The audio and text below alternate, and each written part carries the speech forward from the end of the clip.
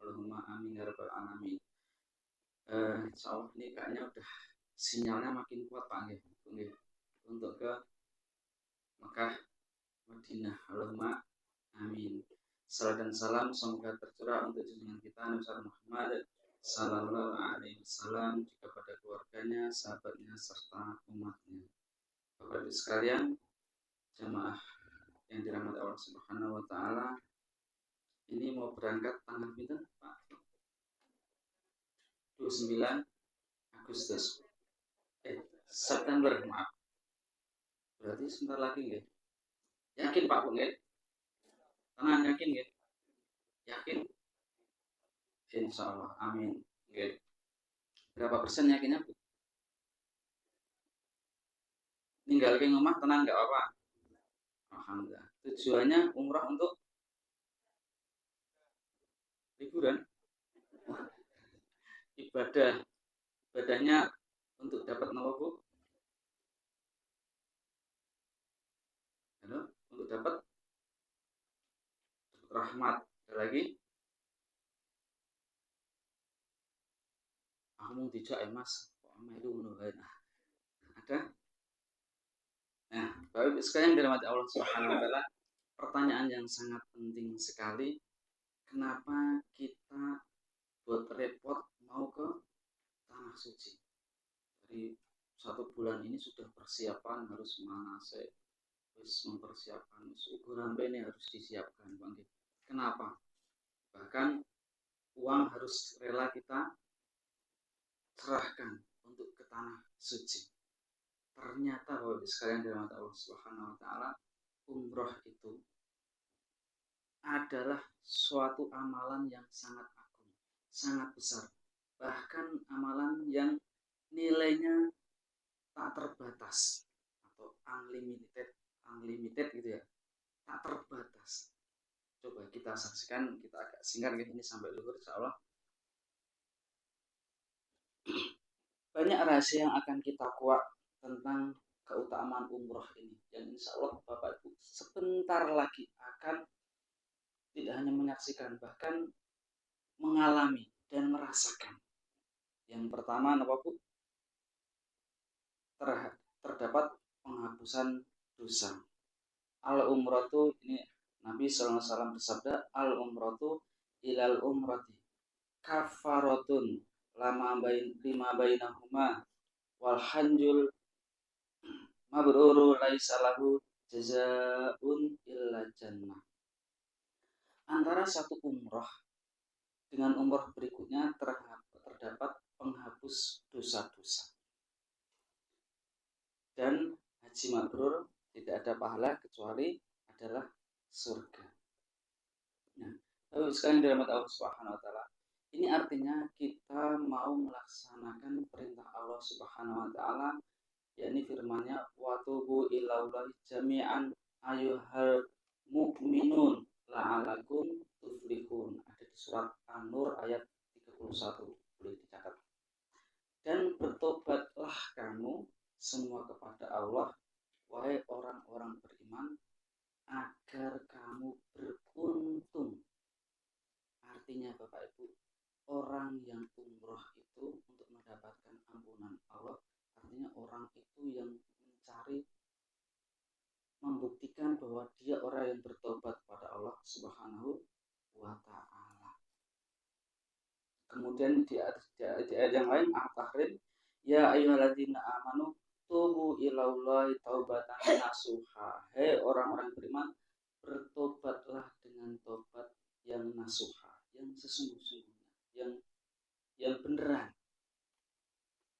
Artinya kita ke tanah suci umroh itu untuk bukti bahwa kita itu mau bertobat pada Allah Subhanahu wa taala.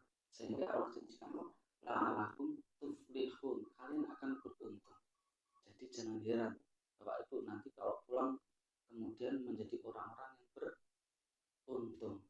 Jangan kaget akan bejo. Jangan kaget ya.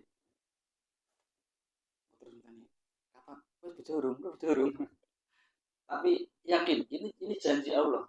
Janji Allah akan beruntung. Nanti akan kita lihat hadis-hadis berikutnya. berikutnya ataupun janji-janji Allah dan Nabi di poin berikutnya.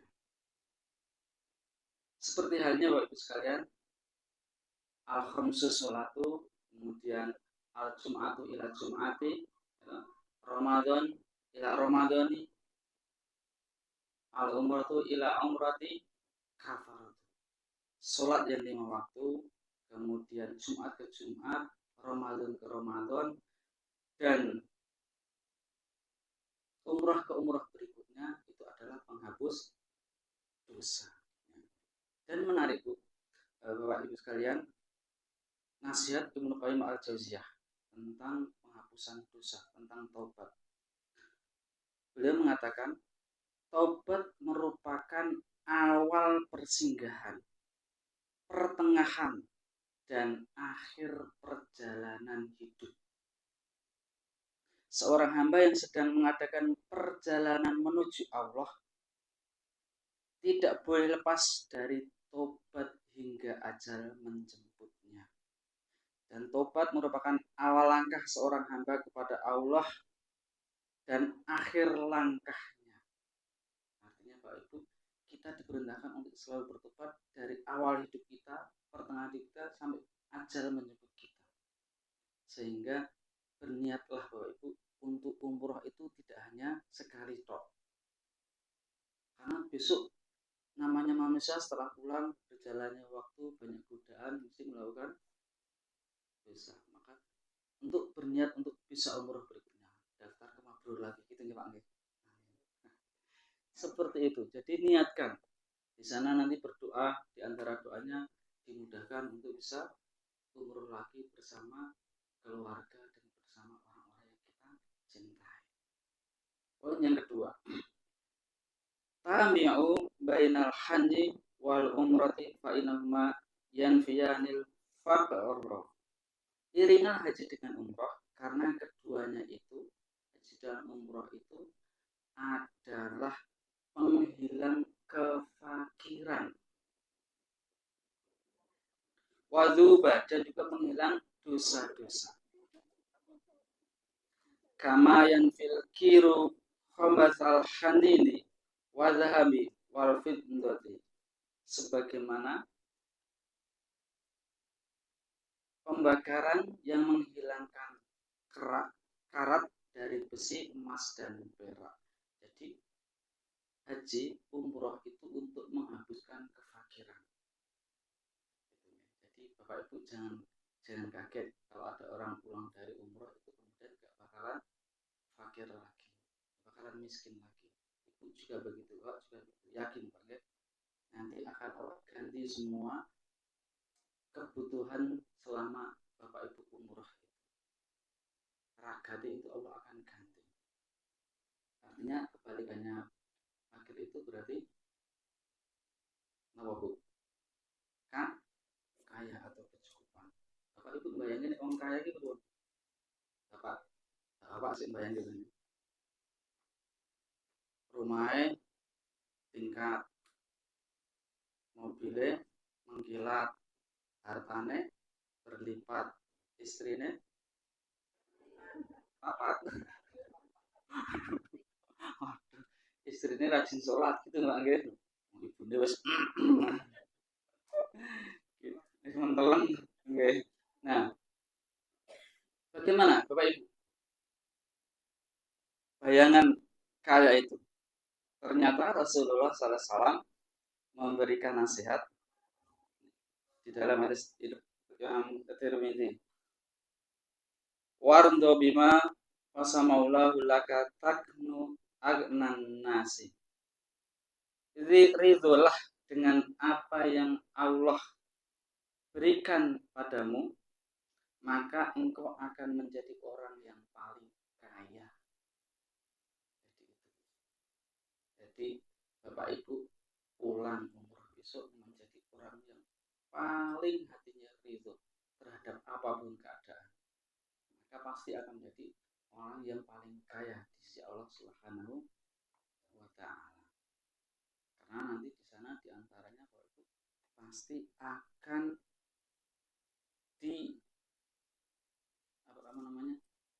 mendapatkan berbagai macam ujian. Ujiannya banyak. Dhisik kancane ninggal, dhisik ilang, gitu ya. Kemudian kadang juga qadarullah nek urut dahar makan itu nang mburi dhewe dadi kentekan lawuh saung pahami. Nah, itu. Semua Bapak Ibu harus bersikap ridho. Ridho. Positif thinking gitu Bang ya. Nah, nanti akan terlatih sampai pulang itu menjadi orang yang ridho. Maka Allah akan cukupkan kehidupan kita. Kemudian ini walaisa lil hajatil mabrurati thawabun illal jannah, dan tidak ada pahala bagi haji yang mabrur kecuali surga. Semoga kita juga bisa melaksanakan ibadah haji. Oke. Kemudian yang ketiga, ya Rasulullah, ini Aisyah radhiyallahu anha. Aisyah bertanya, ya Rasulullah, ala nisa'i jihadun. Ya Rasulullah, apakah wanita itu juga wajib jihad? Kalau laki-laki, kalau ada panggilan jihad seperti zaman Nabi perang apa Bu? Badar, perang Uhud, Ahzab, dan banyak sekali. Ya. Apakah wanita itu juga wajib jihad? Tanya Aisyah. Nah, kata Nabi, iya. Jihad Ibu, siapa? Alaihinna jihadun la qitala fihil hajju wal umratu. Namun jihadnya wanita itu bukan perang.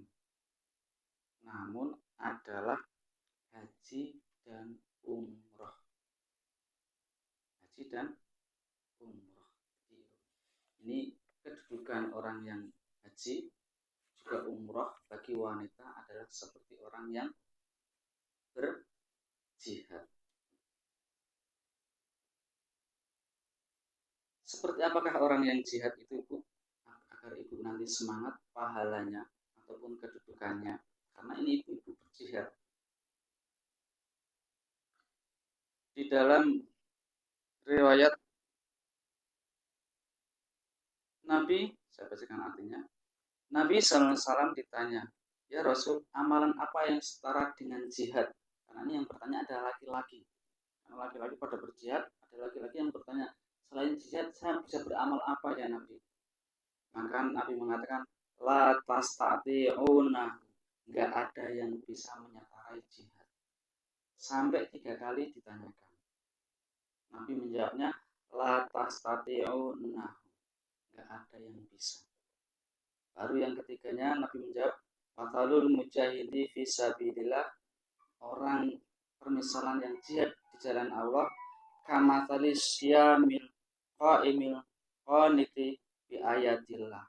Seperti orang yang berpuasa dan orang yang sholat dengan membaca ayat-ayat Allah dengan khusyuk, la yafturu min syamin, dia enggak putus sholatnya, siamnya, wala sholati, dan tidak putus sholatnya, hatta yarji'an mujahidu fisabilillah ta'ala, sampai orang itu kembali pulang dari perang jihadnya.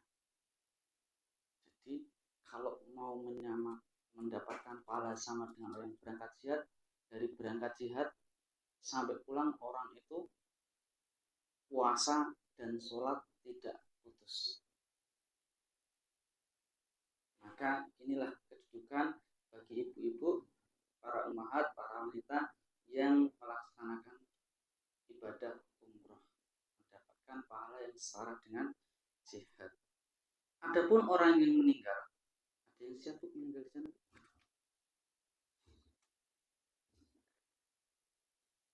Meninggal orang jihad, yang meninggal jihad, gugur, syahid, itu Nabi mengatakan dalam Sahih Muslim, ruh-ruh mereka berada di tembolok burung yang berwarna hijau, yang memiliki sarang yang tergantung pada arsy, Dia terbang di dalam surga kemanapun dia kehendaki. Lalu dia kembali menuju tempat tersebut. Terbang mengelilingi surga kemanapun dia inginkan. Maka Allah pun bertanya, apakah yang kalian inginkan lagi?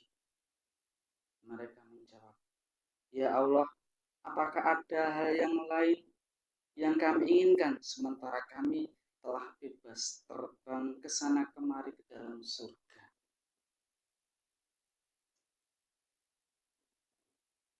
Sampai-sampai Allah Subhanahu wa taala berkata kepada mereka, bertanya kepada mereka 3 kali. Lalu pada saat mereka sudah mengetahui bahwa mereka tidak dibiarkan kecuali harus meminta sesuatu, mereka berkata, wahai Tuhan kami, kembalikanlah roh-roh kami pada tubuh-tubuh kami, sehingga kami bisa terbunuh kembali di jalan. Lalu pada saat Tuhan mereka mengetahui bahwa tidak memiliki hajat apapun, mereka pun ditinggalkan. Jadi nikmat yang paling besar, dia bisa berkunjung ke seluruh surga. Yakni diraih orang yang mati syahid. Monggo kalau yang bercita-cita untuk mati syahid. Terusnya ibu-ibu. Terus bapak, aku piye nih?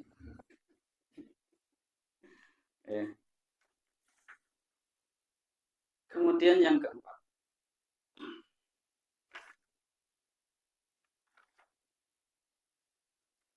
al-ghazi fi sabilillahi wal hanju wal umrah wal mu'tamir wafdullahi da'ahum fajabuhu was'aluhu fa'atahum. Al-ghazi fi sabilillahi wal hanju, orang yang berperang di jalan Allah dan orang yang berhaji, dan wal mu'tamiru, dan orang yang berumrah, wafdullahi, mereka adalah tamu Allah. Orang bertamu di istana presiden. Nanti bu, saya baru pacaran kemarin IKN. Kita bertamunya jadi tamunya Allah. Dahum, jika dia berdoa, fa'ajabu, maka Allah akan ijabah. Wasa'aluhu fa'tahum, jika dia meminta, maka Allah akan kasih. Ini jaminan dari Allah Subhanahu wa taala melalui lisannya Rasulullah SAW. Ya, siapa yang umroh, doanya diijabah. Siapa yang minta, Allah kasih. Maka Bapak Ibu sekalian, dari sekarang nanti pulang silahkan dengan keluarga dirembuk minta apa. Dan tentu saja tadi sampaikan jangan minta yang receh, minta yang besar. Dan saya titip pesan satu, doa untuk negeri tercinta kita. Semoga negerinya makmur, dijauhkan dari para koruptor, para pengkhianat bangsa ya.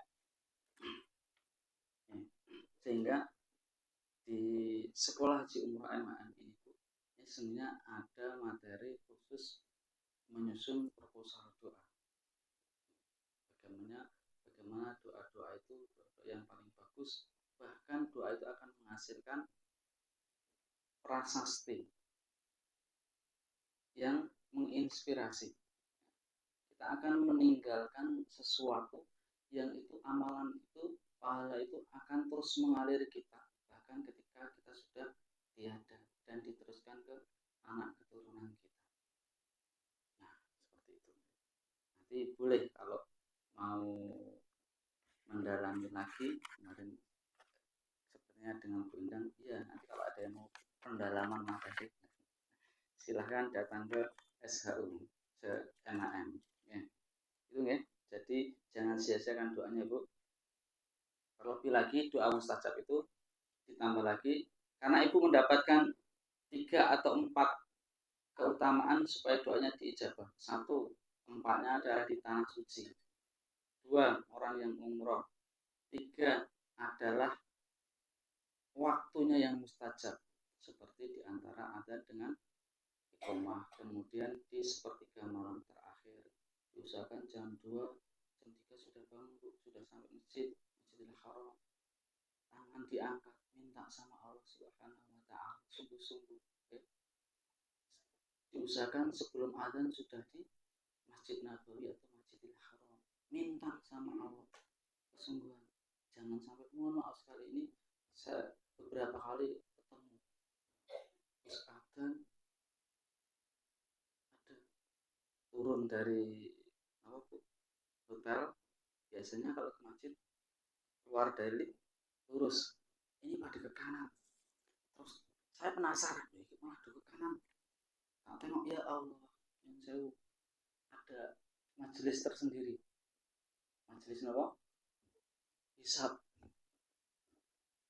malah ada merokok. Ya Allah, wis ada malah sempat seperti merokok, enak banget kayaknya. Eman gitu kan. Jadi ada ibu-ibu yang merokok ini. Ya, jadi mohon tidak merokok dulu ya. Eman gitu ya. Waktu yang mustajab, keadaan kita mustajab untuk meminta. Oke. Kemudian pengorbanan umrah bernilai pahala. Dari Aisyah radhiyallahu anha, Rasulullah sallallahu alaihi wasallam bersabda,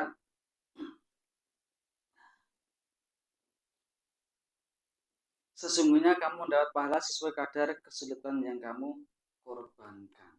Jadi nanti di sana bahwa itu mesti banyak pengorbanan, capeknya, ya, keselnya, hausnya. Bahkan ada yang menarik, waktu beberapa bulan yang kemarin saya mendampingi jamaah itu, ada jamaah yang sudah sepuh, kemudian pakai kursi roda, yang dari jamaah Prambanan. Kemudian saya ada teman yang masih muda, Pak bilangnya, nanti kamu antum yang paling muda itu nanti tak jalur itu yang paling banyak nanti membantu jamaah yang siap. Tenang, ada jamaah yang dari Prambanan itu pakai kursi roda, ketinggal sama jamaah yang lain, nggak tahu ketinggal atau bagaimana ya. Ketinggalnya di hotel, sebelumnya beberapa kali ketinggalan di Masjid Nabawi dan beberapa kali sampai di hotel juga. Kemudian nih ada kesempatan, tak surung tak bilang gitu. Terus biasanya yang pakai kursi roda ini ada kesempatan masuk ke Raudhah, tapi hanya 2 orang yang disurung dan yang nyurung. Tak tawar, kamu mau nggak? Kalau nggak mau saya nyurung. Oh mau. Nah, yang lain nggak bisa masuk. Kemudian tak kasih tahu jalannya sana. Alhamdulillah bisa langsung masuk.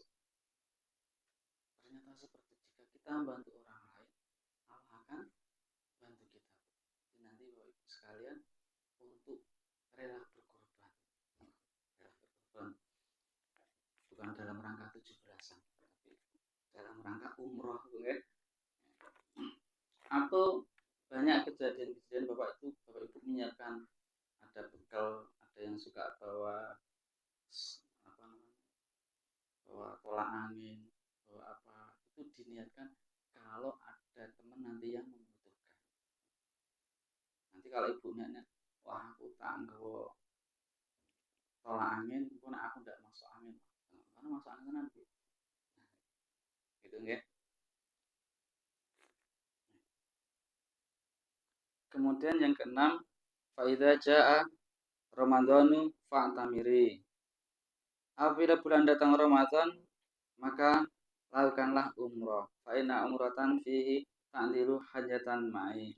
Karena umroh di bulan Ramadan itu senilai haji bersama Nabi. Mudah-mudahan kita yang hadir di sini juga suatu saat bisa melaksanakan umroh di bulan Ramadan. Bisa terawih di sana, Bapak Ibu. Bisa merasakan buka puasa bersama di sana. Masya Allah. Tidak hanya berbuka di eret-eret, Bu. Di eret-eret bahasa Indonesia. Jadi Bu, kalau Ramadan di sana itu, kalau datangnya sudah berasar di Masjid Nabawi khususnya, itu nanti Bapak Ibu deret-deret untuk duduk di tempat, karena mereka setiap kabilah, setiap keluarga itu dapat jatah tempat untuk memberi berbuka orang yang berkunjung ke Masjid Nabawi, sehingga mereka mencari orang yang mau dikasih buka. Jadi datang haji ditarik-tarik, suruh duduk di sini aja nanti dikasih. Ada yang khusus nyari apa itu orang, ada yang ngasih. Jadi biasanya satu keluarga satu simbah, satu terah begitu. Tapi itu yang di luar biasanya. Kalau yang di dalam sudah jatahnya para pangeran.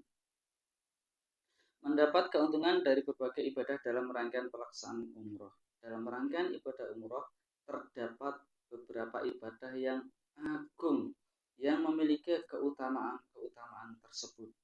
Di antaranya mengucapkan talbiyah, tawaf di Ka'bah, melaksanakan sa'i, minum air zam-zam, sholat di Masjidil Haram, sampai halul, serta berbagai zikir dan doa yang diucapkan selama melaksanakan umroh.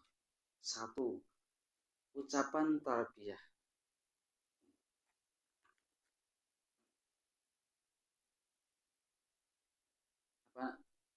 Tidaklah seorang mengucapkan talbiyah atau mengucapkan takbir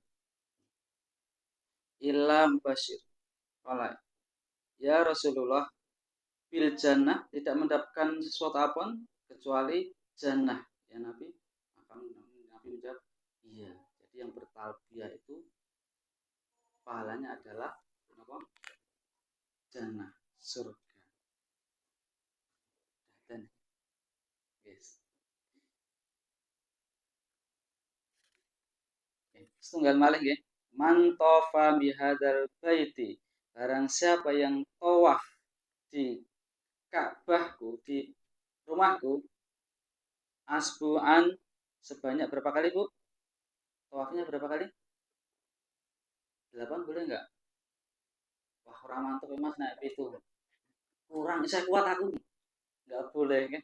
Harus setuju. Fa'ahsahu kana aidqi raqabatin.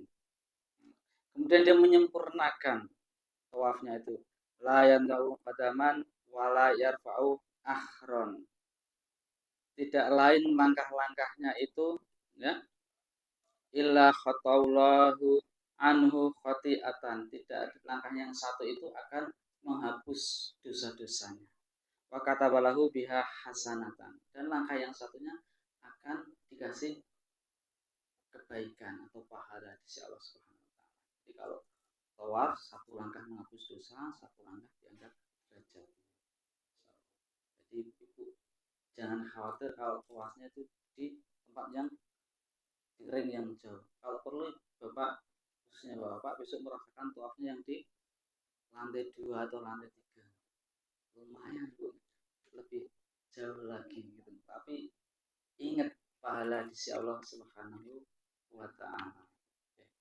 Yang lain nanti bisa dibaca-baca sendiri Bapak Ibu sekalian di rumah. Ini ada pahala di Masjidil Haram sama dengan berapa? 1000 kali sholat di kampung. Di Masjid Nabawi 100 kali. Begitu ada amalan tahalul, itu untuk mencukur gundul, dan ada pahala yakni tentang tahalul ini akan sama dengan orang yang memerdekakan budak. Nah, ini ada hadis saya tulis di sini, pahala orang yang memerdekakan budak adalah dia akan diselamatkan dari api neraka seluruh tubuhnya. Dan satu hal di Islam Bapak Ibu, ini yang biasanya disudutkan, Islam itu ternyata memperbolehkan budak, karena banyak hadis tentang perbudakan. Ini adalah suatu subhat. Subhat itu adalah suatu statement, kalimat yang salah tapi dianggap benar. Justru Islam itu datang untuk menghapus sistem perbudakan dengan pahala yang melimpah bagi siapa yang membebaskan budak. Bapak Ibu pernah mendengar kisahnya Nabi Yusuf? Jauh sebelum datangnya Nabi Muhammad SAW, Nabi Yusuf pernah menjadi budak. Artinya perbudakan itu jauh sebelum Nabi Muhammad sudah ada. Dan dengan datangnya risalah Nabi SAW ini adalah untuk menghapus perbudakan. Demikian, mohon maaf jika ada kekhilafan. Semoga bermanfaat dan kita untuk istirahat dulu, nanti setelah ini kita untuk praktek. Wassalamualaikum warahmatullahi wabarakatuh. Assalamualaikum warahmatullahi wabarakatuh.